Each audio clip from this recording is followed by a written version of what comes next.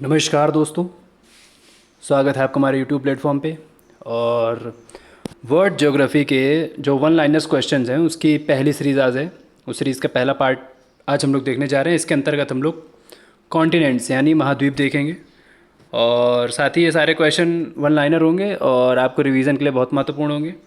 इसको मैप्स की सहायता से भी समझाया गया है जिससे कि आपको सारी लोकेशन जितनी भी बताई जाएंगी वो आपको दिखेंगी। और साथ ही अगर इसकी पीडीएफ चाहिए तो आप टेलीग्राम ग्रुप ज्वाइन करके उससे डाउनलोड कर सकते हैं। तो और उसका लिंक जो है वो डिस्क्रिप्शन बॉक्स में दिया हुआ है। तो आइए चलिए स्टार्ट करते हैं क्वेश्चन नंबर 1 से। ये फ़िलहाल हमारा विश्व का मैप है और सारे महाद्वीप इसमें आपको दिखेंगे, एशिया से लेके अफ्रीका, उत्तरी अमेरिका, दक्षिणी अमेरिका, अंटार्कटिका, ऑस्ट्रेलिया जो कि ओसनिया का एक पार्ट है, ये सारे इसमें आपको दिखेंगे। और अगर पृथ्वी का मतलब बात की जाए फ़िज़िकल मैप की तो एक और ये फ़िज़िकल मैप है। इसमें आपको स्थितियाँ और ज़्यादा क्लियर हो जाएंगी, कहाँ पे कौन सी किसकी क्या स्थिति है, इसमें आपको ज़्यादा रियल तरीके से दिखाई देगा। तो आइए चलिए स्टार्ट करते हैं क्वेश्चन नंबर 1 से। क्वेश्चन नंबर 1 है, विश्व में महाद्वीपों की कुल संख्या कितनी है? अगर बात की जाए महाद्वीपों की संख्या तो आपको 7 होती है और आपको गिना भी दिया जाए। ये एशिया महाद्वीप है, एशिया महाद्वीप जिसमें भारत इसका भाग है। बगल में इसके यूरोप है, यूरोप के जस्ट नीचे देखेंगे तो अफ्रीका महाद्वीप है। अफ्रीका महाद्वीप के जस्ट बाएं तरफ देखेंगे तो दक्षिण अमेरिका है, दक्षिण अमेरिका के जस्ट ऊपर उत्तरी अमेरिका है। बात की जाए ऑस्ट्रेलिया की तो स्क्रीन के दाहिने कोने पे आप देख सकते हैं सबसे नीचे ऑस्ट्रेलिया महाद्वीप है और उसके नीचे बर्फ़ से जमा हुआ क्षेत्र है जो कि आपको वाइट कलर में दिख रहा है, वो अंटार्कटिका है। तो इस प्रकार 7 महाद्वीप हमारे हो गए। ठीक है, 7 महाद्वीपों के नाम आप याद रखिएगा, कहाँ पे किसकी लोकेशन है, ये भी महत्वपूर्ण है। प्रश्न संख्या 2 पे आते हैं कि क्षेत्रफल की दृष्टि से विश्व का सबसे बड़ा महाद्वीप कौन सा है? तो अभी हमने देखा एशिया महाद्वीप है क्षेत्रफल की दृष्टि से सबसे बड़ा देश महाद्वीप। देशों की बात की जाए तो लगभग 49 देश हैं एशिया महाद्वीप में। क्षेत्रफल की दृष्टि से विश्व का सबसे छोटा महाद्वीप की बात की जाए तो ऑस्ट्रेलिया में है और ये ओशनिया का एक भाग है। आप देख सकते हैं ऑस्ट्रेलिया यह एक देश भी है, एक महाद्वीप भी है। इसके अंदर कुछ और देश भी आते हैं छोटे छोटे, जैसे कि न्यूजीलैंड आता है, पापुआ न्यू गिनी आता है। इसके अतिरिक्त कुछ छोटे छोटे द्वीप भी आते हैं। तो यह सबसे छोटा महाद्वीप है, याद रखिएगा। तीसरा प्रश्न है, क्षेत्रफल की दृष्टि से विश्व का छोटा महाद्वीप हो गया है। चौथा प्रश्न है, किस महाद्वीप को प्रायद्वीपीय महाद्वीप के नाम से जाना जाता है? तो यूरोप को जाना जाता है। यूरोप में आप देख सकते हैं जो यह यूरोप है, यह जस्ट अफ्रीका के ऊपर, अफ्रीका महाद्वीप के जस्ट ऊपर है। उसमें कई सारे छोटे छोटे देश हैं और यह प्रायद्वीपीय महाद्वीप के रूप में इसलिए जाना जाता है क्योंकि आप देख सकते हैं इसकी स्थिति कि यह 3 ओर से पानी से घिरा हुआ है। तो इस कारण कोई भी वह हिस्सा जो 3 ओर से पानी से घिरा होता है उसको प्रायद्वीप बोलते हैं। पृथ्वी अपने भारत की बात की जाए तो दक्षिण भारत को आप देखते हैं जो कि 3 ओर से पानी से घिरा है, इसीलिए उसको प्रायद्वीपीय भारत या पेनिनसुलर इंडिया बोला जाता है। तो इसी तरह जो क्षेत्र 3 ओर से पानी से घिरा होता है उसको प्रायद्वीप बोला जाता है। प्रश्न संख्या 4 हमारा था। 5 पे आते हैं, किस महाद्वीप को महाद्वीपों का महाद्वीप कहा जाता है? तो सही उत्तर होगा एशिया। कारण यह है कि एशिया में आप जब इंडोनेशिया देखिए, जब एशिया महाद्वीप में आप यह क्षेत्र देखेंगे, ऑस्ट्रेलिया के जो ऊपर है छोटे छोटे आपको द्वीप महाद्वीप जैसे इंडोनेशिया, मलेशिया और बोर्नियो द्वीप आपको दिखेगा। साथ ही बात की जाए तो सिंगापुर दिखेगा, जापान दिखेगा। तो ये सारे देश एशिया महाद्वीप के देश हैं।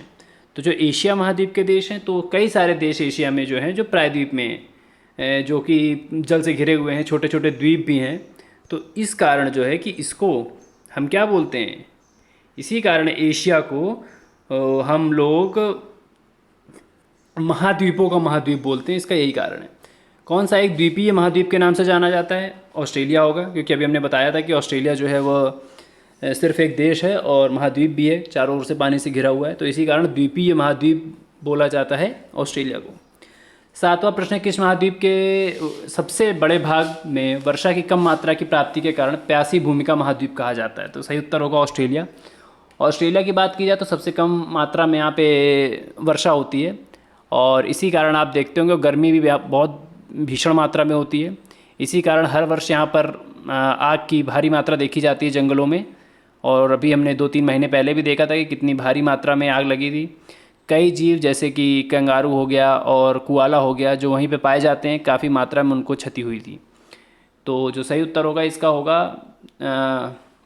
सबसे कम भाग में पानी प्यासी धरती प्यासी भूमि का महाद्वीप ऑस्ट्रेलिया को बोला जाता है। किस महाद्वीप को विषमताओं का महाद्वीप कहा जाता है? सही उत्तर होगा एशिया। कारण यह है कि यहाँ पे अनेक प्रकार की विषमताएं हैं, जैसे कि पहाड़ भी है, पठार भी है, लोएस भी है, मरुस्थल भी हैं, समुद्र भी हैं, छोटे छोटे सागर भी हैं। तो इस कारण एशिया को विषमताओं का महाद्वीप कहा जाता है। कौन सा महाद्वीप नई दुनिया के नाम से जाना जाता है? तो उत्तरी अमेरिका को जाना जाता है। कारण यह है कि सबसे आखिरी में अमेरिका की खोज हुई थी, जिस कारण इसको नई दुनिया भी बोला जाता है। किस महाद्वीप को मानव घर बोला जाता है? यूरोप को बोला जाता है, क्योंकि यहाँ छोटे छोटे देश हैं और भारी मात्रा में यहाँ पे देशों में जो है कि काफ़ी आप कह सकते हैं कि आधुनिकता है और रहने के अनुकूल परिस्थितियाँ हैं, तो इसी कारण इसको मानव घर बोला जाता है। किस महाद्वीप को विज्ञान के लिए समर्पित महाद्वीप कहा जाता है? तो सही होगा उत्तर अंटार्कटिका। मैप में देखा जाए तो सबसे नीचे आप अंटार्कटिका देख रहे हैं। साल भर यह जल बर्फ़ से घिरा होता है, भरा रहता है और यहाँ पे रहने लायक स्थितियाँ नहीं है। फिर भी यहाँ पे भारत के 3 शोध केंद्र हैं, गंगोत्री, भारती, मैत्री, भारती, गंगोत्री। तो आप एक बार इसको देख लीजिएगा कि यहाँ पर 3 भारतीय शोध केंद्र हैं। बहुत सारे देशों के शोध केंद्र, भारत के स्पेशली 3 हैं और यह भी एक महाद्वीप है। यहाँ पे पूछा जाए पेंगुइन कहाँ पाए जाते हैं पृथ्वी पे, तो याद रखिएगा अंटार्कटिका में ही पाए जाते हैं सिर्फ। अब हम आएंगे प्रश्न संख्या 12 पे। किस महाद्वीप को अंध महाद्वीप के उपनाम से भी जाना जाता है? तो अफ्रीका को जाना जाता है। कारण यह है कि सबसे कम विकास और आज भी वहाँ पर कई सारे आधुनिक सुविधाएं हैं जो वहाँ नहीं पहुँच पाई हैं और कम सुविधाओं की उपलब्धता के कारण ही इसको अंध महाद्वीप कहा जाता है, इतना याद रखिए। किस महाद्वीप को विकास की अधिक संभावनाओं की विद्यमानता के कारण भविष्य का भंडारगृह कहा जाता है? एशिया को कहा जाता है, क्योंकि यहाँ पर अत्यधिक संभावनाएं हैं, आप समझ सकते हैं विकास की अत्यधिक संभावनाएं हैं, इसी कारण इसको भविष्य का भंडारगृह भी कहा जाता है। कौन सा एक देश है जो भौगोलिक रूप से अमेरिका का भाग है फिर भी राजनीतिक रूप से यूरोप का ही भाग माना जाता है? ग्रीनलैंड है। ये भी आपको दिखाते हैं, आप ऊपर वाले मैप में देखिए कि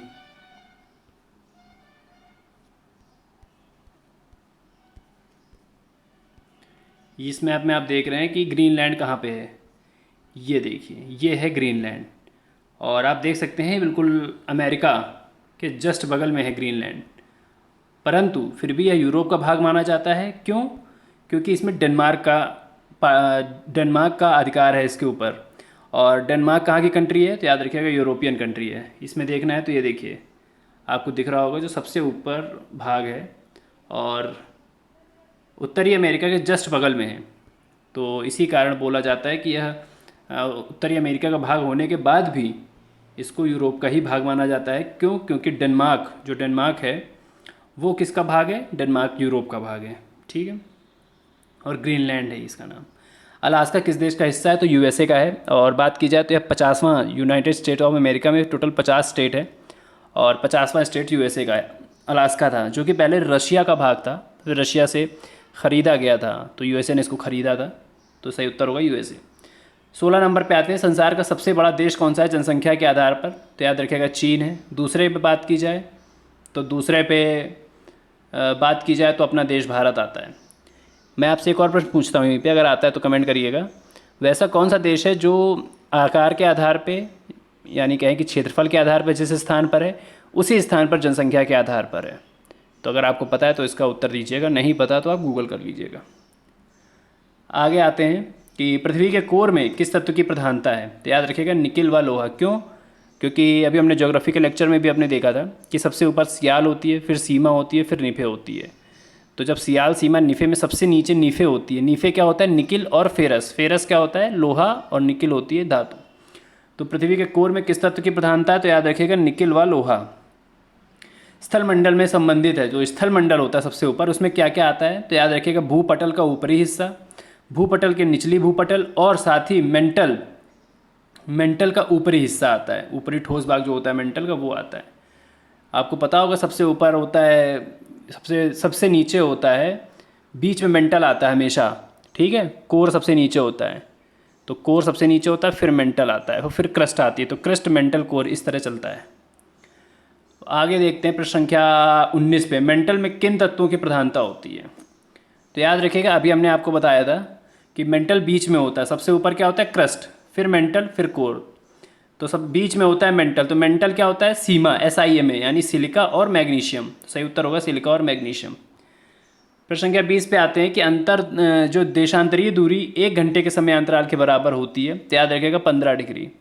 इसको आप पहचानेंगे कैसे, क्योंकि 1 डिग्री 4 मिनट के बराबर होती है।